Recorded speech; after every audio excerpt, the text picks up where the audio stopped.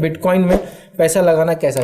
Crypto currency का शरई हुक्म told us a while back Bitcoin क्या है ये बिटकॉइन जो है? कॉइन या वन कॉइन के बारे में लोग पूछते रहते हैं। हाँ, क्रिप्टो करेंसी करंट इशू चल रहा है डिजिटल करेंसी के बारे में। क्रिप्टो करेंसी के हवाले से बिटकॉइन का तसव्वुर क्या है? क्रिप्टो करेंसी एक बिटकॉइन उसकी नुमाइंदा सूरत भी है। बिटकॉइन को ये क्रिप्टो करेंसी को ये डिजिटल करेंसी का एक नया रूप है।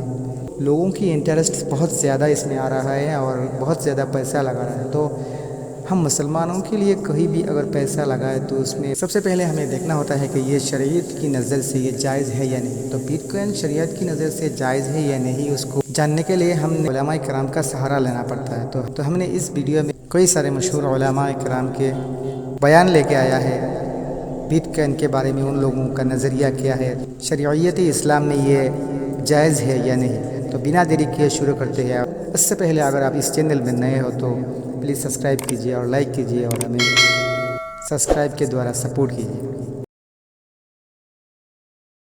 कि बिटकॉइन में पैसा लगाना कैसा है। तो बिटकॉइन के बारे में बहुत सारे सवाल बहरहाल आ रहे हैं और बहुत कॉमनली आ रहे हैं। हत्ता कि ये हो रहा है कि हमारी गली में भी लोग रात रात बैठकर बिटकॉइन में पैसे लगा रहे हैं। आपको एक्चुअली बिटकॉइन जो है ये कोई एक्चुअल करेंसी है ही नहीं, समझ रहे।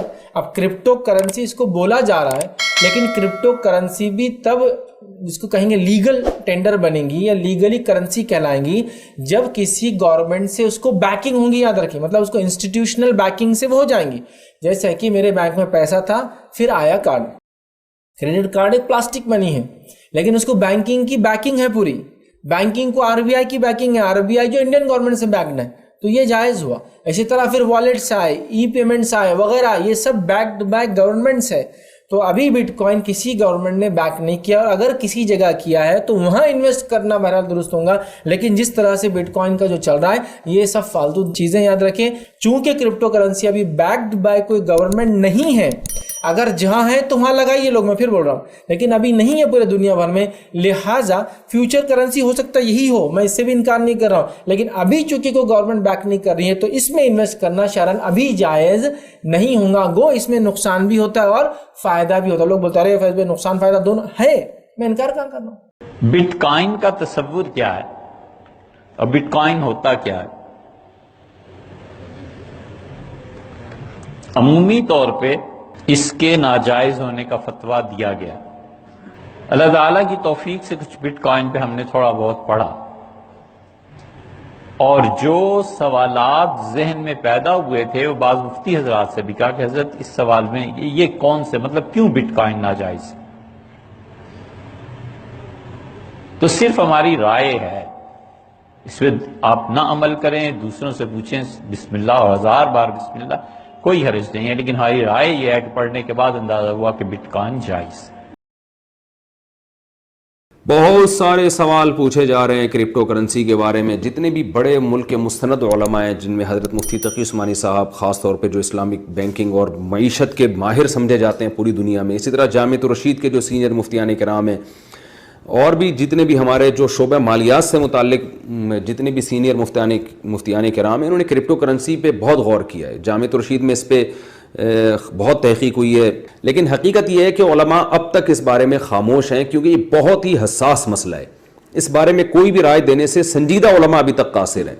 वजह उसकी है कि एक तरफ जब आप इसके फ़ायदे देखते हैं तो फ़ायदे अनगिनत हैं इसके, इतने आप ऐसे फ़ायदे कि आपको लगेगा कि इससे ज़्यादा दुनिया में इंसानियत की रहमत के लिए कोई चीज़ अभी तक पैदा हुई नहीं है। यानी पूरी दुनिया में एक मईशत का एक नेचुरल निज़ाम कायम हो जाएगा, करेंसी की सर्कुलेशन का बिल्कुल एक नेचुरल सिस्टम कायम हो जाएगा जो हुकूमतों की दस्तरस से आज़ाद होगा।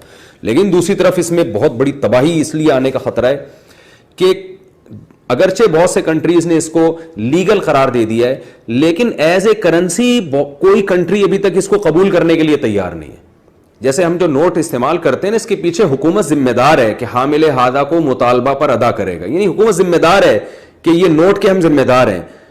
लेकिन तो कोई गवर्नमेंट इसको एज ए करेंसी एक्सेप्ट क्यों नहीं कर रही? तो इसमें इसका भी खतरा है कि कल ऐसा ना हो कि ये हुकूमत हाथ खींचे और कहे कि हम इसको इसमें ट्रेडिंग को सही नहीं समझते और अरबों खरबों रुपए का लोगों का नुकसान हो जाए। तो इसलिए उलमा फिलहाल इसी के कायल हैं कि भाई हमारे कंधे पे रख के बंदूकें मत चलाओ, तो तवक्कुफ कर रहे हैं, ना इसको हलाल कह रहे हैं ना हराम कह रहे हैं। तो इसलिए जो सही बात है कि अगर कोई कंट्री ایز اے کرنسی اس کو مان لیتا ہے تو اس یعنی کنٹری میں رہنے والے لوگوں کے لیے پھر اس میں ٹریڈنگ بالکل جائز ہوگی. ادروائز بہرحال اس میں احتیاط کرنا ضروری ہے. Told us a while back, Bitcoin, we bit our fingers, didn't we? You know why they call it Bitcoin? It bit all of us, subhanallah. I was bitten too, by the way. That doesn't make it haram. That's another ruling all on its own. But we were bitten, mashallah. Those into crypto, it's the future. Allah bless you. I hope you got that little message, okay? دیکھیں یہ but coin یا one coin کے بارے میں لوگ پوچھتے رہتے ہیں. ہم اس کے بارے میں آپ کو ایک اصولی بات بتا دیتے ہیں, وہ آپ فٹ کر لیں, ٹھیک ہے نا. فارمولہ ہم آپ کو بتا دیں گے, کیونکہ اس کے اوپر پوری تحقیق کر کے پھر وہ ایک لدہ سے ایک بن جائے گا ایشو. میں ڈائریکٹ اپنی ورڈنگ نہیں دوں گا, حالانکہ مجھے ان چیزوں کا پتہ ہے کافی حد تک.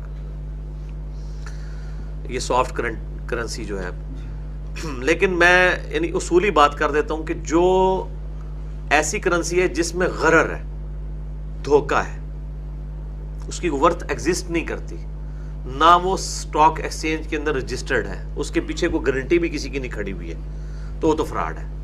اور اگر یہ ساری چیزیں ایگزسٹ کر رہی ہیں تو وہ چاہے سافٹ کرنسی بھی ہے وہ حلال ہوگی, کہ سٹاک ایکسچینج میں رجسٹرڈ بھی ہو, اس کی ورتھ بھی ہو, اور اس کو کوئی آن بھی کر لے. جیسے اب پاکستان کا روپیہ ہے, اس کے اوپر لکھا ہوتا ہے حامل حاضہ کو مطالبہ پر ادا کرے گا, یعنی اسٹیٹ بینک رسپانسبل ہے کہ جو پوزیس کر رہا ہے اس نوٹ کو, اس کے ایکویلنٹ وہ سونا دینے کا اس کو پابند ہے جتنا بھی بنتا ہے. تو اسٹیٹ بینک کی گارنٹی, اور لکھا ہوتا ہے حکومت پاکستان کی گارنٹی سے جو ہے شائع شدہ یا جاری شدہ, تو وہ حامل حاضہ کو مطالبہ پہ حامل حاضہ, جو اس حاضہ عربی ہے جو اس کو حامل کیے ہوئے ہے, پوزیس کیے ہوئے ہے, اس کو مطالبہ پر, دیکھو گڈی مشکل اردو لکھی ہے انہوں نے, علماء ہی اردو لکھی ہے. تو شاید وہ اتنا جو مشکل جملہ ہے وہی اتنی ساری لائن میں آتا ہے, ورنہ 2 لائنوں میں لکھنا پڑتا, کہ جو اس کو رکھتا ہے, کیری کرتا ہے یا پوزیس کرتا ہے, جو اس کا مالک ہے, وہ اگر اس کے برابر سونے کی ڈیمانڈ کرے تو حکومت ذمہ دار ہے دینے کی, اس کو انہوں نے وہ کر دیا. تو وہ اس کے پیچھے گارنٹی کھڑی ہے. سٹاک ایکسچینج میں جو شیئرز ہیں ان کے پیچھے, یعنی وہ رجسٹرڈ ہے نا کمپنیاں, چاہے وہ لیکن وہ حلال کاروبار کرنے والی ہوں, ان کے میں شیئرز کی بات کر رہا ہوں, حرام کاروبار والوں کی نہیں. تو یہاں پر بھی بس یہ کہ غرر نہیں ہونا چاہیے, دھوکہ نہیں ہونا چاہیے. ریال چلتا ہے, امریکہ میں ڈالر چلتا ہے, وہاں یورو چلتا ہے, آج کل بٹ کوائن بھی چل رہا ہے. لیکن بٹ کوائن کا ویب سائٹ ہیک ہوا تھا, معلوم ہے آپ کو؟ نہیں, گڑبڑ ہے, اس میں جانا نہیں. ہمارے علماء نے منع کیا اس سے, شیخ سلیمان الرحیلی نے منع کیا ہے. یہ بٹ کوائن جو ہے یہ ابٹ ڈینجرس ہے. کرپٹو کرنسی معلوم ہے آپ لوگوں کو؟ نہیں معلوم تو اچھا ہے. کرپٹو کرنسی شرعاً بالکل ناجائز ہے, آپ اس کی خرید و فروخت نہیں کر سکتے ہیں. اب آپ اس پہ سے اندازہ لگائیے کہ گورنمنٹ نے خود اس کے اوپر پابندی لگائی ہوئی ہے, گورنمنٹ کی طرف سے خود وہ الاؤ نہیں ہے. تو جو چیز جس کی گورنمنٹ نے پرمیشن نہیں دی ہے تو شریعت اس کی پرمیشن کہاں سے دے گی؟ بتائیے آپ مجھے. کئی عرب ملکوں کے اندر, دنیا کے کئی ملک ایسے ہیں جن ملکوں کے اندر کرپٹو کرنسی کے ٹریڈنگ کے اوپر وہاں پہ پابندی لگی ہوئی ہے. کیوں؟ اس لیے کہ وہ ایک دم گیمبلنگ ہے, سٹا ہے, جوا ہے. 5,000 روپیہ اوپر ایک دن میں, تو گھنٹے بھر میں 15,000 روپیہ نیچے. کیا ہے یہ؟ اللہ حفاظت فرمائے. تو اس کے لیے یہ حرام ہے, ناجائز ہے. کرپٹو کرنسی کے چکر میں پڑو مت آپ, چاہے بٹ کوائن ہو اور کون سا بھی کوائن ہو. کرپٹو کرنسی صراحتاً حرام ہے, ناجائز ہے.